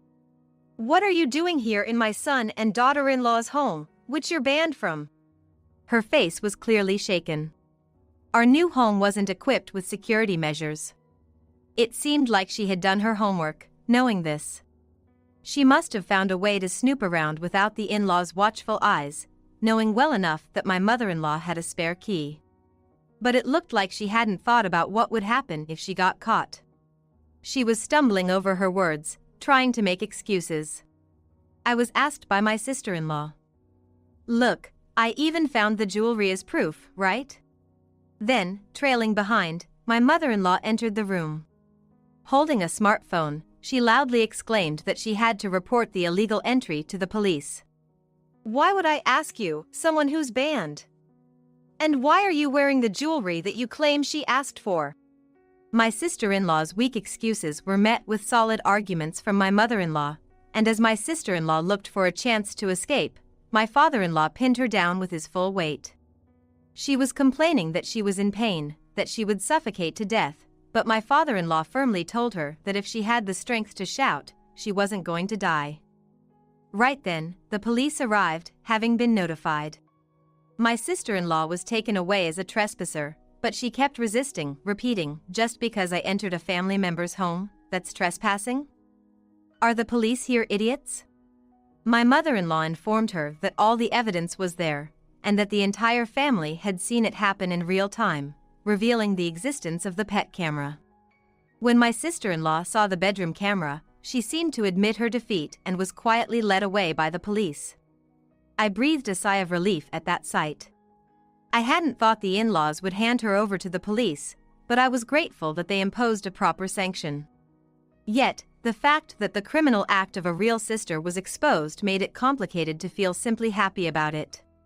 Even if they hated each other and didn't get along, they were still siblings, and I believed that he must have his own thoughts about it. The relatives' room on my husband's side was in uproar. To think that a criminal had emerged from the family, some were disappointed, while others openly expressed their anger as a disgrace to the family. Amidst this, the in-laws who had handed my sister-in-law over to the police returned. Naturally, the wedding could not proceed under these circumstances and was, of course, cancelled. There were people who had traveled long distances to celebrate with us, and others who had finally managed to clear their schedules to be there. Feelings of regret and a wish for understanding intermingled within me. My in-laws quickly sensed how I felt and repeatedly bowed their heads to us, apologizing for the turn of events. The mother-in-law blamed herself for not keeping a better eye on her daughter, apologizing to us repeatedly. She also stood silently, taking in the furious remarks from the entire family, for having brought such a disgrace upon them, and kept apologizing endlessly. Having heard that the groom's side was in chaos, my parents, worried, peeked into the room. Seeing the in-laws apologizing to the groom's family, they realized something was seriously wrong and asked me for an explanation. I could say that my sister-in-law had broken into our new home to steal, but I didn't know how much they would believe. Then, noticing my parents were there, my in-laws came over and, without any explanation, apologized to my parents. When the in-laws revealed what their daughter had done, my parents' expressions grew complicated. My husband knew his sister had issues, but he had no idea she was this foolish. Along with his parents, he apologized to mine. Despite him being a victim too. But neither my parents nor I could simply say don't worry about it, and a heavy, indescribable silence hung in the air. After gathering their thoughts, my parents said they'd leave future decisions up to us, but they did agree to cancel the wedding, and for the time being, that settled things. Later on, my sister-in-law got off with just a fine because it was her first offense and she hadn't actually stolen anything. If she had been caught after rifling through the new house, theft would have been added to her charges, and she wouldn't have gotten off with just a fine. My husband bitterly said she should have been arrested for theft and spent some time in jail. I was slightly in agreement, not wanting anything to do with her going forward. Though my sister-in-law got off with a fine, she now had a criminal record, and the in-laws severely scolded her for breaking into someone's house while they were away, even if she was family. My daughter would know right from wrong well past the age of 30. My father-in-law raged to the point I thought his veins might pop, and I heard he disowned her right then and there. She had to pay for all wedding-related expenses, including those incurred from the cancellation. My sister-in-law, who had blown through all her part-time job earnings, was forced to borrow from every lender out there to cover the costs. Of course, some lenders were reputable while others were shady, skirting the edges of the law, and now she faced a future of hard work and being hounded by debt collectors. Unable to accept this series of events, my sister-in-law took to social media to vent her frustrations and seek validation, but instead, she ignited a firestorm of criticism. Her photo, real name, and criminal record were spread all over the internet, and a search would bring up those details. She later deleted her posts, but someone had saved the logs, and her rants never really disappeared from the internet. Even when she created new social media accounts, she was quickly found out, ensuring that her criminal past would follow her. She was fired from her previous part-time job because having a criminal worked there could tarnish the establishment's reputation, and she was let go from other jobs after being outed by coworkers who knew of her infamy. She's currently scraping by, working in physically demanding jobs like construction, barely making her debt payments. It's said that resuming her hobby of traveling abroad is almost impossible now. After all that settled down, we had a small, intimate wedding with just close friends and family. It was a DIY wedding with colleagues and friends, but it was filled with love and will be a cherished memory for life. We've adopted a new cat and are spending our happy days surrounded by the kitty and kind-hearted people. Why is there a person buried in the garden? What? After taking a moment to comprehend, I reflexively covered my daughter's mouth. Of all things, she had to speak up in a situation like this. Today was a joyous day, celebrating the new house. If my daughter said something out of line and embarrassed Ruby, I had no idea what she might do to her. My brother's words echoed in my head, "Ruby has a temper." For a moment, I thought it was all over, but somehow, I managed to smooth things over. Later, we enjoyed a pleasant time, and I began preparing to head home with my parents. My daughter was crouched in front of the flower bed, talking to something. Curious, I slowed my pace and ran over to her side. Then, in the next instant, I saw Ruby swinging a baseball bat down hard towards my daughter's head. "Sarah." I reached out desperately. I am Yvonne, 35 years old. I live with my 5-year-old daughter, Sarah. My husband, who is the same age as me, is currently working away, and we only meet a few times a year. Even if it's for work, it's lonely. Luckily, my parents' house is close to our place. Just about a 5-minute drive away. Because of this, my daughter and I often visit my parents. They adore Sarah and always welcome us. But there were a couple of issues when visiting my parents' house. First, there's this problem. "Yvonne, you're here again? Isn't that too often? There's no point in you being married off." "My bad." Those sharp words came from Ruby, my sister-in-law. Not only my parents, but also my older brother and his wife, who is my sister-in-law, were living in the family home. It was supposed to be a temporary arrangement. As my brother, Eugene, had bought a plot of land and was in the middle of building a new house. So until it was finished, they were staying at my parents' place. Even if your husband's away, don't you think you're leaning on your parents too much? Ruby, a year older than me, might not be a bad person, but she was assertive and a bit snide. That's why I've disliked her ever since she was dating my brother. Honestly, even now that they're married, I don't understand what my brother sees in her. I never understood why she was so hard on me, her sister-in-law. Moreover, she didn't seem to like children much, especially having it in for my daughter. Grandma, let's play. As Sarah took my mother's hand and started bouncing, Ruby made an obviously displeased face. Oh, it's so exhausting when Sarah comes over because she's so noisy. Yvonne, you really should discipline her more. It'll cause problems in the future. Such remarks made me feel uncomfortable. I only came because Sarah wanted to see her grandparents, but every time, Ruby's words gave me a headache. The second issue was about my daughter, Sarah. She has a strange ability to see things not visible to ordinary people and to sense certain things. At first, we couldn't believe it. But when we found lost items exactly where she said they would be, among other slightly eerie incidents, we started to believe. This was a family secret. So, we had kept it hidden from Ruby. I never imagined it would come out in such a way. The long cohabitation was finally coming to an end. My brother and his wife's new house was finished. They were going to move out immediately. I've been looking forward to this. Living together was tough. Ruby whispered to me, and I could only give a wry smile. It wasn't just tough for her. I was relieved that my parents' home was finally going to be a place of peace. My daughter looked at me curiously.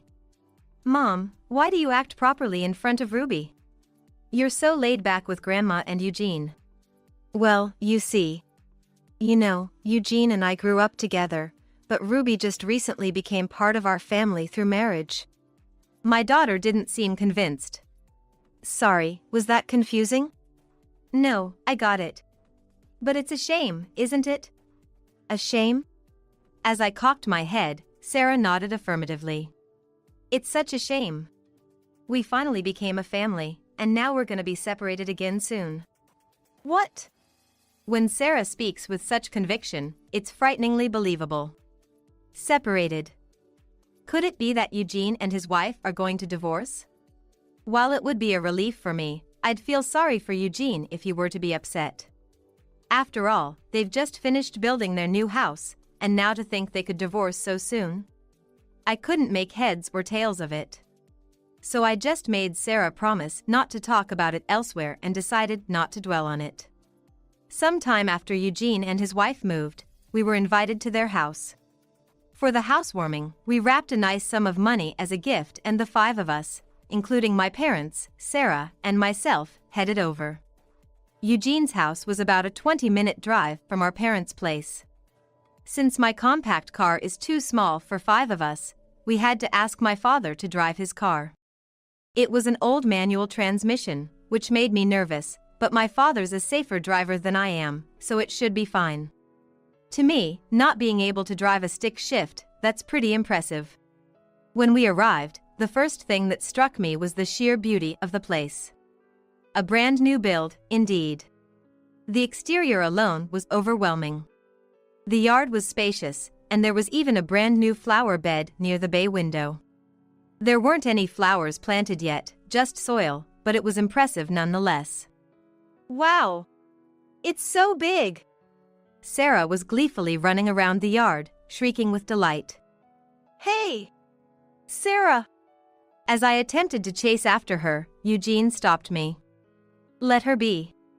If she wants to play in the big yard, that's fine. Oh, thanks. Taking Eugene's word for it, I halted. I kept an eye on Sarah to make sure she didn't stray too far. As long as she was in the yard, she wouldn't get lost or bother anyone. I found myself idly thinking how nice it would be to have a house. That's when Ruby came over, glaring sharply at us from a distance. Hey! Yvonne! You should be watching Sarah properly. Oh.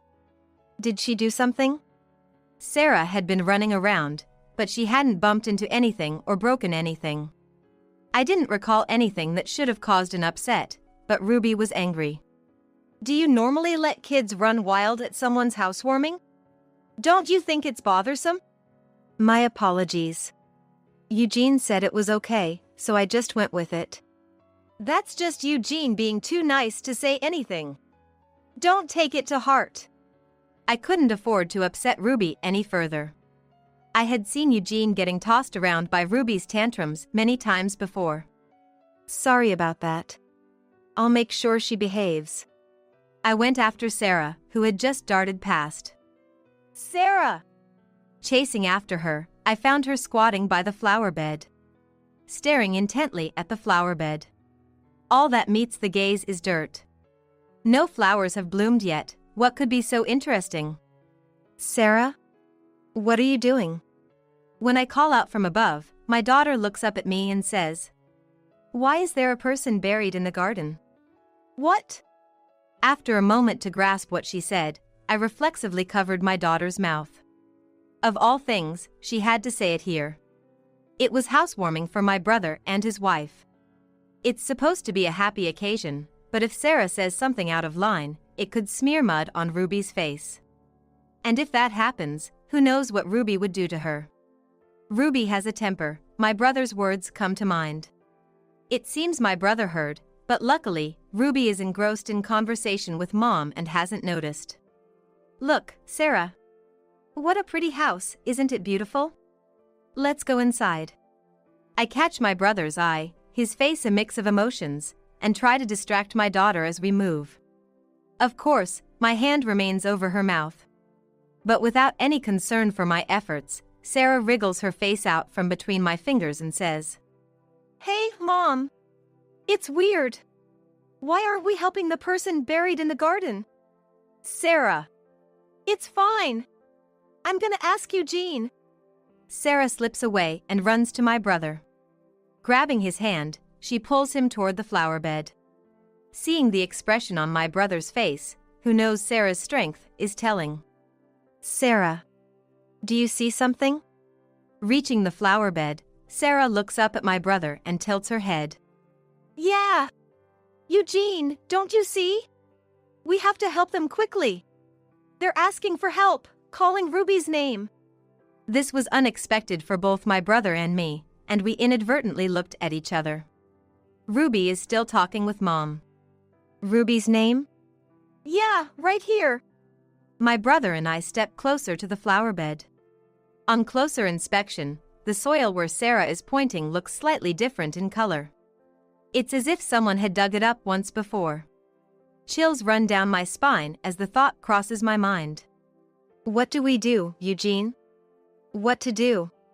We can't just ignore what Sarah says. It's not that we should ignore it because it's a child's words, but because it's Sarah's words that we can't. My brother returns with a small gardening spade from the back of the house. It seems insufficient for digging, but it's all we have. When we tap the soil, it feels unnaturally hard, as if something has been firmly packed to hide it. My brother, perhaps frightened, is cautious and can't put much force into the spade. Impatient, Sarah snatches the spade from him. Come on, Eugene. You're no good at this. I will do it. Sarah, hang on. I reach out to stop her, but Ruby grabs Sarah's wrist before I can. Having come over unnoticed, Ruby squats down to Sarah's level and smiles brightly. Hey, Sarah, don't touch my precious flower garden. Relieved at Ruby's smiling face, I pulled my daughter Sarah closer. That's right, Sarah. You can't just touch things without permission. Sorry, Ruby. No problem. But don't touch it again. Not ever. I felt a strange intensity coming from Ruby. I bowed my head to her again and tried to make a getaway to my mother Yvonne with Sarah in tow. But at that moment, Sarah once again pointed at the flower bed and shouted, "Look! That person is watching Ruby over there. Hey! Sarah! You're gonna scare Ruby with that kind of talk. Don't say things like that." Every time my daughter had said something like this before, the people who heard it turned pale and trembled. I imagined Ruby must be terrified, having such things said about our brand new home. Sorry, Ruby, it's just a misunderstanding by Sarah. Trying to make amends, I looked at Ruby's face. No matter how much I might dislike Ruby, I felt bad for frightening her. I thought I had to get my brother Eugene to smooth things over too. But when I saw Ruby's face, I caught my breath. Far from looking scared, her eyes were wide open and she looked angry. Sarah, is someone watching me? Yeah! They're asking for Ruby's help. Ruby just said, huh, and raised the corners of her mouth. Her eyes weren't smiling at all. For some reason, I found Ruby's face terrifying and I shuddered. I'm sorry, Ruby. It's okay. It's just kid stuff. Eugene quickly stepped in between me and Ruby, and the situation settled for the moment. We went inside the brand new house with our parents and they let us sit on the brand new couch. Wow! It's so cushy! It seemed Sarah's spirits had lifted in the new house as she happily sank into the couch. She seemed to have completely forgotten the earlier incident, and I felt relieved. We then ordered some takeout sushi, chatting and eating. Sarah must have been exhausted from all the excitement. Before we knew it, she'd fallen asleep on the couch. Would you like to put her to bed upstairs? Should Eugene carry her? Really? Thank you. That would be good. We still have quite a while before we head back. It might be better than letting her sleep in the bustling living room. At first, I thought so, but then I had a bad feeling. I think it's okay. She might feel lonely waking up alone. Oh, she's already 5, right? She'll be fine. She can sleep here. Yvonne, you're a bit overprotective, huh? Ruby murmured that and smoothly rejoined the conversation with my brother and parents. Despite the short exchange, I couldn't stop sweating. After a while, Sarah woke up. It's about time to leave.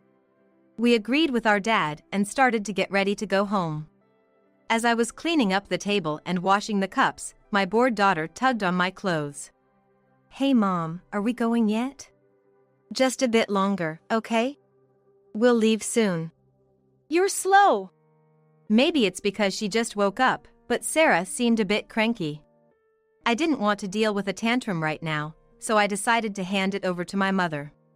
Mom, can you please rinse these? Sarah is getting grumpy. My mother came running over, but Ruby blocked her. Then how about Sarah and I play in the yard while we wait? The yard! Let's go! My daughter, thrilled at the thought of going outside. More than that, I was surprised that Ruby invited her to play. She isn't supposed to like kids, yet there I was, puzzled but thankful.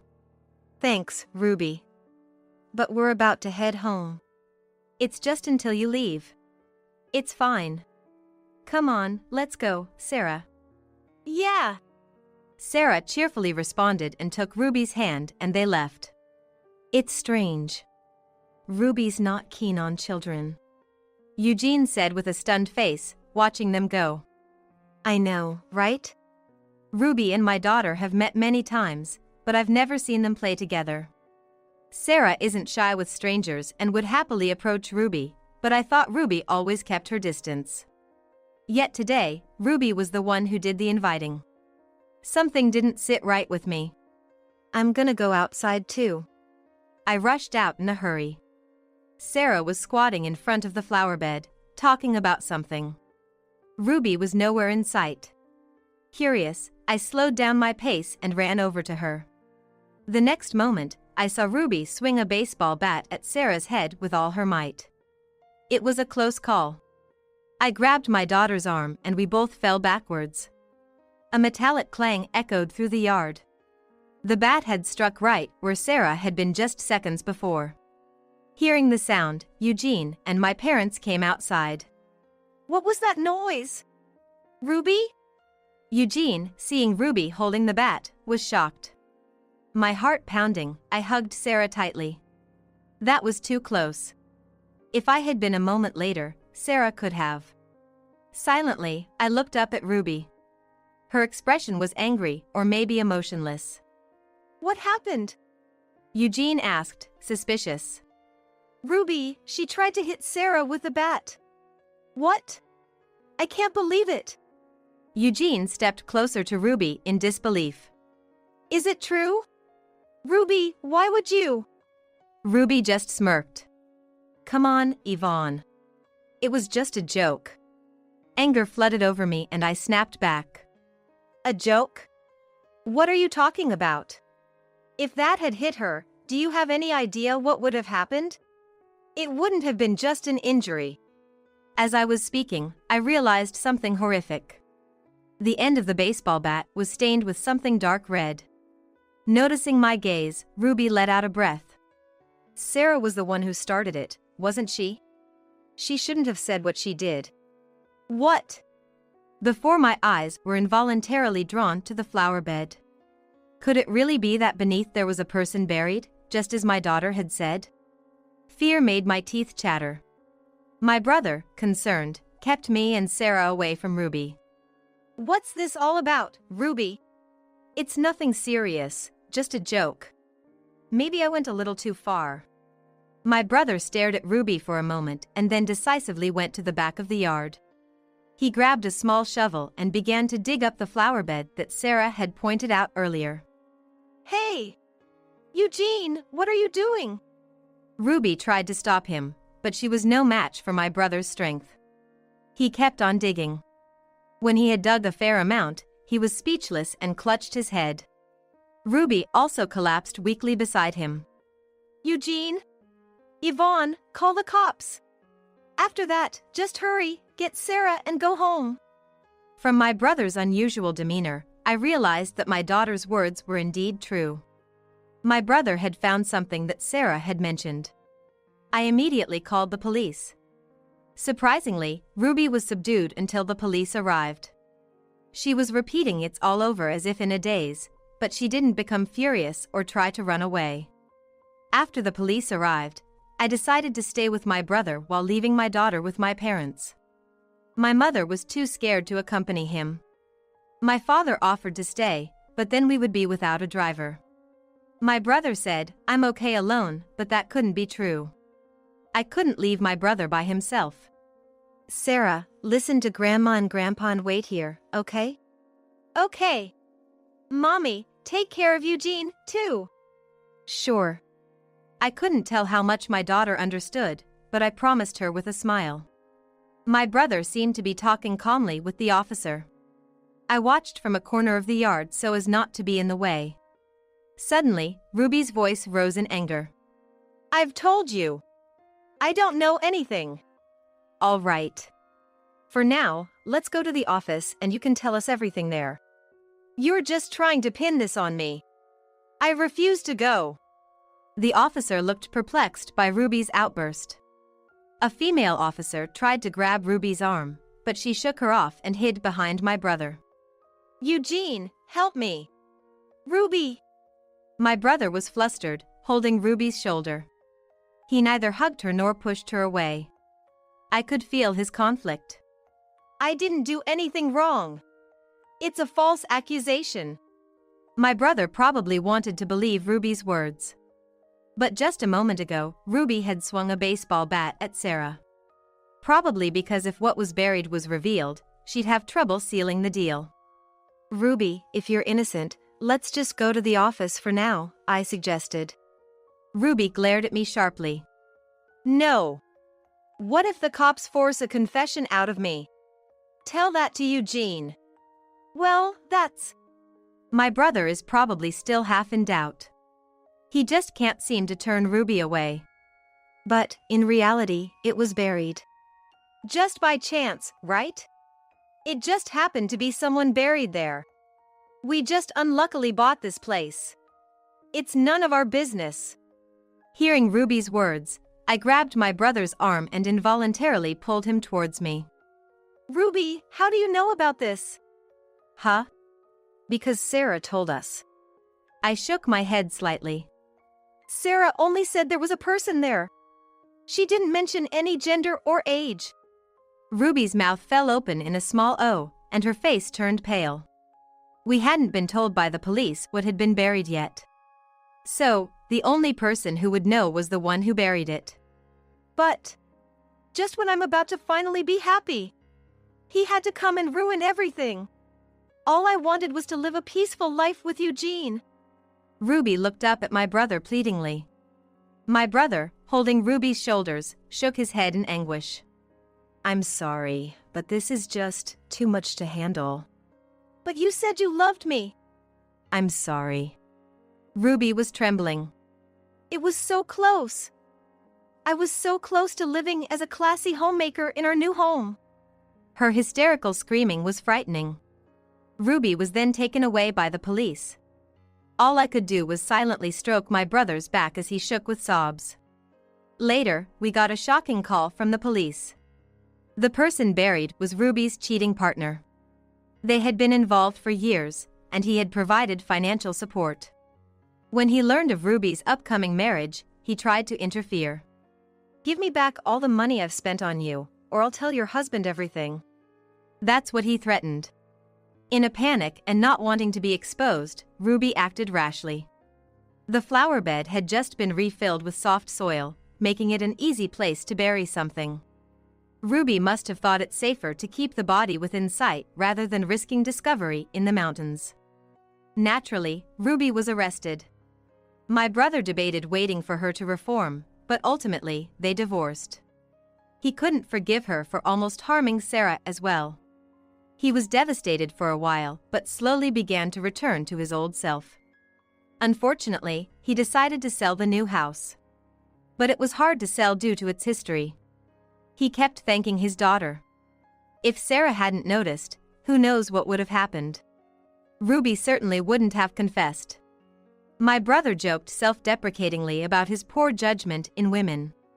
Now, he has moved back into our parents' house. I visit every weekend, and they seem to be getting along well. This time it was all thanks to Sarah's sharp eye, but we'd had enough. So, we made a pact not to talk about seeing anything or anyone around others. She promised cheerfully. But as a parent, I hope her peculiar ability fades over time. I'm home, huh? Hey, why did you come back when you don't belong here anymore? What do you mean I don't belong here? I don't need someone who gives birth to a child with a cheating partner. When I returned home after giving birth at my parents' house, my husband's parents were there, and all my clothes were gone. Not only that, but they were also calling my newborn child the offspring of an affair. There's a limit to how much they can mock someone. Fine. I'll leave as you wish. But once I'm gone, where will you live? I'll live here, of course. I'll take this house as compensation for alimony. Do you really think you can do that? Because this house is. My husband was so confident until he heard what I had to say. Then his smirk disappeared, and he turned pale, collapsing to his knees. I'm Yasmin, a 31-year-old homemaker. I met my husband, John, through a friend's introduction, and remarried after a year of dating. We both wanted children, but even after a year of marriage, we were not blessed with any. However, our marriage wasn't troubled aside from our inability to conceive, and I had built a good relationship with his parents. This evening, my dad and mom are coming over. How about we go out for dinner? Sure, I'll get ready. We decided to go out for dinner with his parents that day, but I quickly realized it was my mother-in-law's considerate gesture. After a year of marriage and no children, I started to think there might be something wrong with me. So, I recently began fertility treatments. But there were no visible results. I heard there are many reasons for infertility, and we didn't know why we couldn't have children. The journey with no end in sight was exhausting. I was beginning to dread going to the hospital to face no progress and was thinking of giving up on fertility treatments, but then my mother-in-law reached out to help. She had undergone fertility treatments to conceive my husband, so she understood my feelings the best. She comforted me over the phone after my hospital visits. The treatments were costly and unproductive, and she probably sensed my despair from my voice. Until a year ago, she was a stranger to me, but I was grateful for her kindness. With her support, I kept going with the treatments. Before entering the restaurant, I whispered a thank you to my mother-in-law, who smiled back warmly. I was glad they were my in-laws and enjoyed the dinner as a stress reliever from my fertility treatment. Then my husband had to go on a business trip, and we had to pause our efforts to conceive. I heard that continuity is important in fertility treatments, so I was disappointed, but work is work. Maybe taking a break from the stress of trying to conceive would help me recover mentally. I tried to see the positive side. Even after he left, my mother-in-law visited me weekly to take care of my mental health. She was the only one I could talk to about the hardships of fertility treatments and the loneliness of being apart from my husband. Thanks to my mother-in-law, I didn't have to feel that bad. Half a year flew by, and my husband's business trip ended.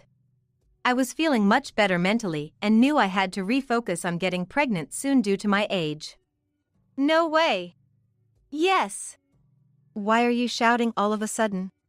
What happened? I'm pregnant. Our baby is finally coming. Seeing the 2 lines on the pregnancy test, I cried tears of joy. It had been a long-awaited pregnancy. We had overcome periods of anxiety and unsuccessful fertility treatments. I was overwhelmed with happiness, but my husband just gave a strained smile. Maybe he's not happy. No, that can't be the case. Perhaps he was just shocked and needed time to process the news. I shared the joy openly and immediately informed my parents and his. Both sets of parents were overjoyed, and I was too excited to sleep that night. I decided to focus on a healthy pregnancy. But the next day, I assume you know, but I'm busy with work, so I can't help much around house duties. Don't bother me too much, okay? His tone wasn't harsh, but I was at a loss for words. I felt good that morning after finding out about the pregnancy, but what did he mean by that? His strange smile from the day before and now this. Maybe he wasn't happy about the pregnancy. But that couldn't be true. We had overcome difficult times together to reach this point in our pregnancy. He was busy with work, so maybe there was no deeper meaning to his words. I planned to return to my parents' house for a while, so I didn't take it too seriously. But my discomfort with my husband's attitude began when my morning sickness started.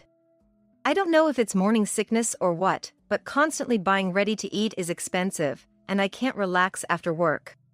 Give me a break, will you? Sorry. I'll cook tomorrow. There's no tomorrow for someone who can't do it today. He must be stressed out because he is tired from work. I felt guilty for not being able to meet his expectations for housework and meals due to my severe morning sickness in my first pregnancy. But morning sickness won't last forever. Once it eases, I should be able to do more around the house and hopefully, our relationship will get back to normal. I thought. I can't just be soft on myself, especially for our upcoming child and my husband, who's always working hard. I pushed myself to cook and do housework as much as possible, even with the morning sickness, but it seems my efforts didn't reach him. Gradually, he stopped coming home at night and began spending his evenings out. My hormonal imbalances from the pregnancy made me feel mentally unstable. I worried if we couldn't resolve our issues before the baby's birth, could we really build a happy family of 3? Such anxieties continued on the nights he was absent. But as I struggled through each day, I suddenly found myself in the 7th month of pregnancy and decided to return to my parents' house. I had already discussed this with them and my husband. Honestly, I felt more at ease going back to my parents' house than staying with my husband. Perhaps feeling suffocated living with a pregnant wife, my husband readily agreed to my going back home. I took a 2-hour taxi ride to my parents' house. Don't worry, we'll support you from now on. I had told my mother weeks before about the deteriorating relationship with my husband, John. While admitting he was busy with work, I also vented my frustration about him not supporting me much.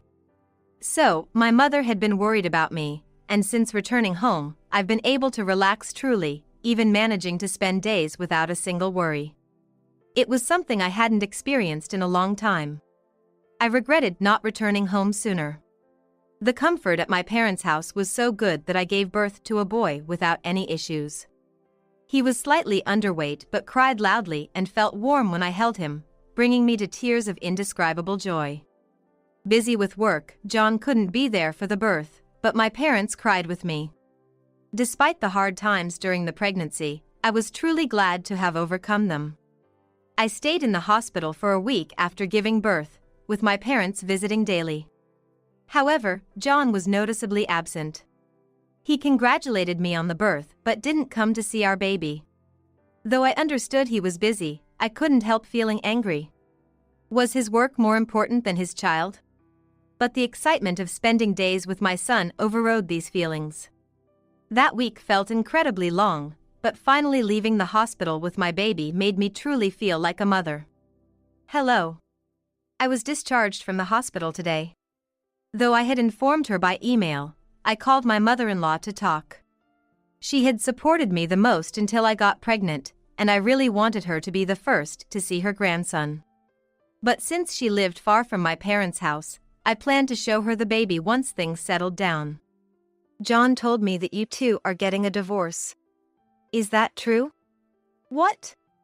Instead of congratulations, she hit me with this shocking news. That couldn't be true. Although John and I had been on bad terms before the birth, it wasn't to the extent of divorce. It was just stress on both sides, and now was an important time to care for our son together. I had no idea why she would say such a thing, but I firmly responded. That's ridiculous. Please don't say such things. No, I'm serious. She then explained that John indeed intended to divorce me. At first, I thought it was a cruel joke, but my kind-hearted mother-in-law wouldn't do such a thing. Her words seemed far-fetched, but not impossible. I calmed myself and decided to contact John. My heart raced and my body trembled as I dialed his number, hoping it was all a misunderstanding. Hello. Hey, what's up? What do you mean, what's up? Your mother told me that you want a divorce. I didn't care for pleasantries. I just needed to confirm his true feelings. He hadn't been there for the birth or even to see our baby afterward. Perhaps he really wanted a divorce and didn't care about us. That's why what my mother-in-law was saying was believable, but I couldn't believe anything until I heard it from my husband's mouth. Please let this be a misunderstanding. I prayed while waiting for his answer, but reality was not so kind. Oh, you've heard already? Well, that's right. I can't live with someone who cheats with another man and has his child. A woman who cheats with another man. My husband, John, was under the misconception that I had an affair behind his back and gave birth to the other man's child. This was what I heard from my mother-in-law. It turned out that while I was away giving birth at my parents' house, John had been telling his parents that I was having an affair. I didn't know when he started to misunderstand, but his cold attitude towards me during my pregnancy and his absence at the birth were because of this reason. But did John really think I was cheating? Or was there some other reason he wanted a divorce? I couldn't tell, but I knew I had to talk to him in person, so I decided to return to our house a month after returning to my parents.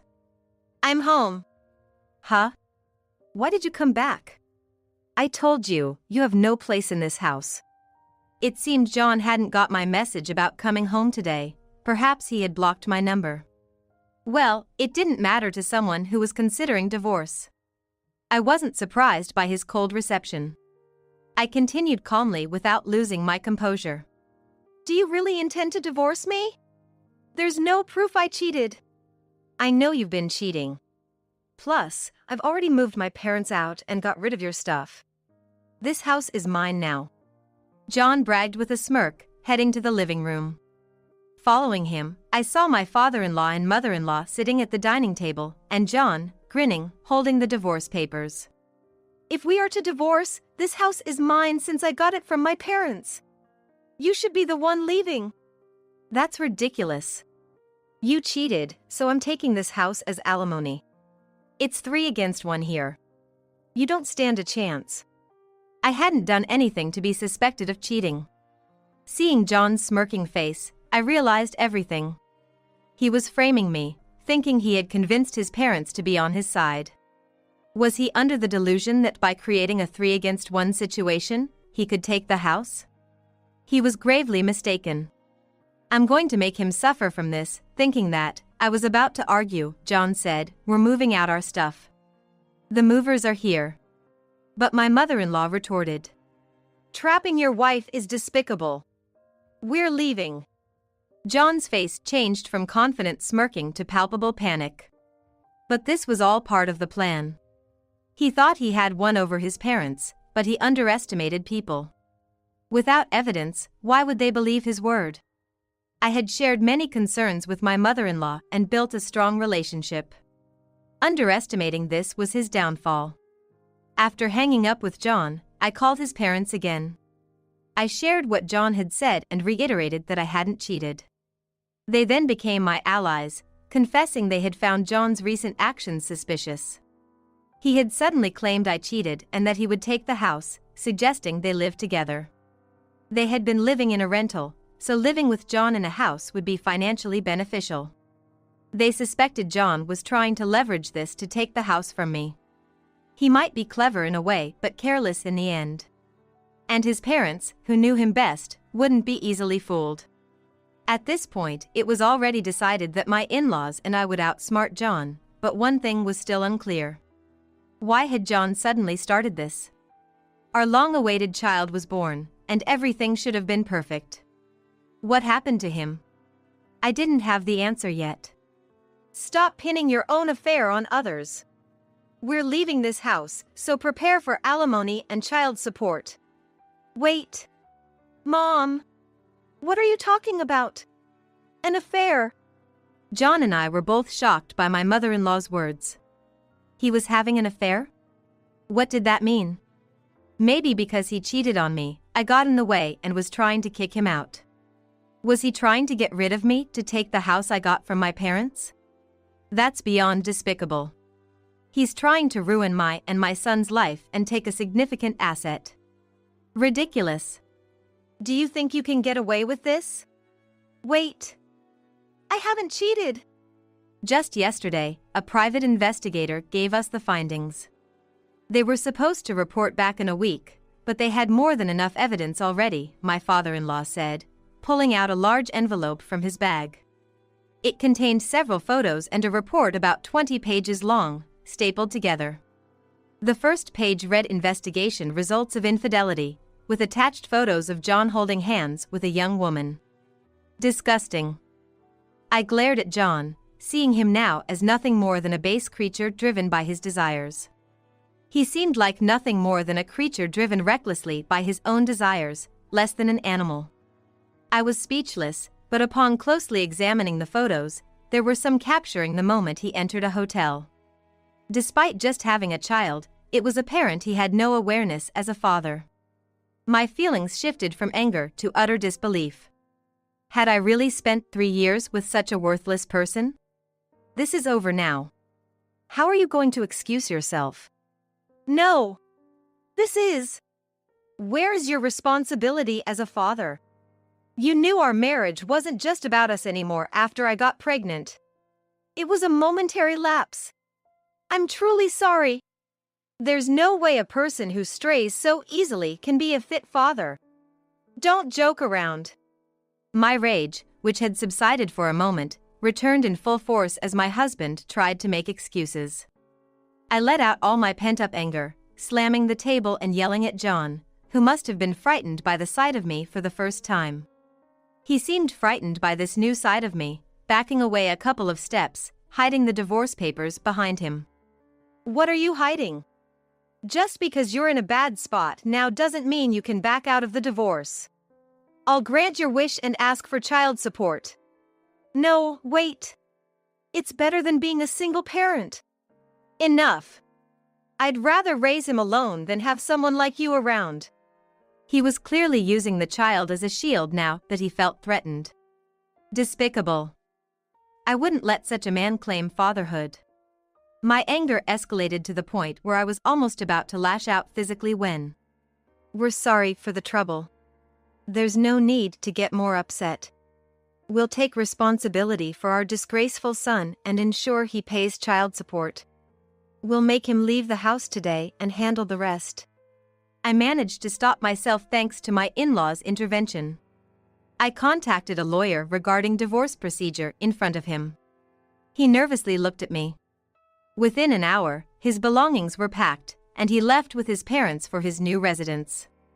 Left alone in the room, I felt a sense of loss for a while, trying to calm my mind, but gradually, I started to feel relieved about the outcome. If such a man had a hand in raising my beloved son, he might have turned out as terrible as him. It was a relief that I could prevent it at an early stage. Moreover, having my in-laws on my side until the end was a stroke of luck. I felt a bit guilty about burdening them with their despicable son, but my son was my priority. They understood and took him away, for which I was immensely grateful. I immediately asked the lawyer to proceed with our divorce. Then I decided to sell the house. My ex-husband knew its location, and I couldn't risk him showing up in a fit of vengeance. Being alone with my son, I wouldn't stand a chance if my ex-husband tried something. I also wanted to erase all memories associated with him. The house, initially bought as an investment by my father, was in a prime location and sold quickly. With that money, I could live comfortably without working for a while. My plan is to stay with my parents, benefiting from their support while raising my son, at least until he's a bit older. Eventually, due to school considerations, I intend to move to the city. But that's a conversation for the future. For now, I'm focused on settling our current situation. My ex-husband, under his parents' supervision, is working hard to pay me, with his wages being managed by them. I've been meeting with my in-laws every 6 months to show them their grandchild, and during our last meeting, they told me something astonishing. What? His affair partner was someone from his company? I thought he met her at a nightclub or something. Yes, that's right. We were just as shocked. It seems like it got out at the company. Because it was an office affair, he got fired.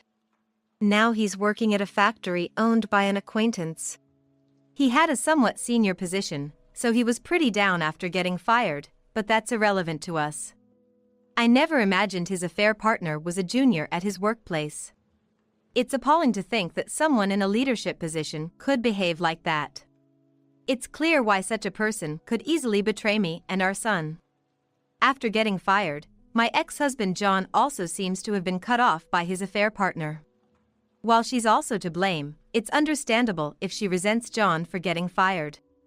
However, unlike John, she's young and has a chance to start over. My ex-husband, who is old enough, had no choice but to work at a factory that was acquainted with his parents-in-law. He's now working at a factory, with his wages being managed by his parents. They've arranged to pay child support in installments. Since his living expenses are covered by his parents, most of his salary goes to me. But what he'll do after that is anyone's guess. It's unlikely that a divorced man with no savings will remarry, and he can't even live with his child he once so desperately wanted. With no goals or purpose in life, it's clear he'll spend the rest of his days filled with regret, a fate he brought upon himself.